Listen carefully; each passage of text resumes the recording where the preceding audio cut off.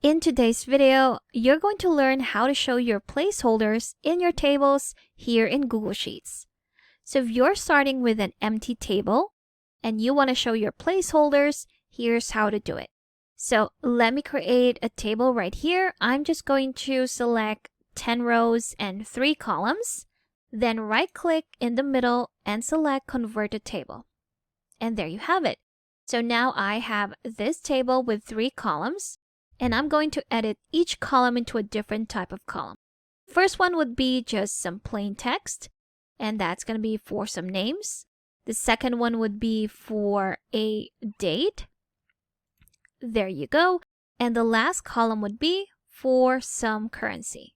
Now I'm going to rename this first column because this is going to be the name column.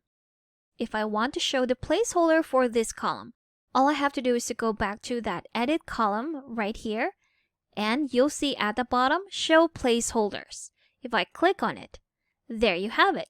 It has the placeholder with the text name right there. If I change the column name right here, let's say I just need the last name, press enter, and it will show right here. We're going to do the same thing for the next one. Now for this, it's going to be the date. Let's just type date right here. There you have it. Go back to edit column type and you'll see show placeholders at the bottom again. If you click on it, now it's showing you placeholders that this column is a date column. So all you have to do is to double click and choose the date for that column. And the last one, we have changed the column type into a currency. So let me just rename this to price. There you go. Go to the edit column type and again you will see show placeholders. Click on that and there you have it. We have the $sign. If you are going to use a different currency, just go to format, select number and go to custom currency. And there you have it. Now you won't be able to see any placeholders if you edit your column type to be none. If I select that, those placeholders will disappear because again, this column type is not specific to any of these options right here.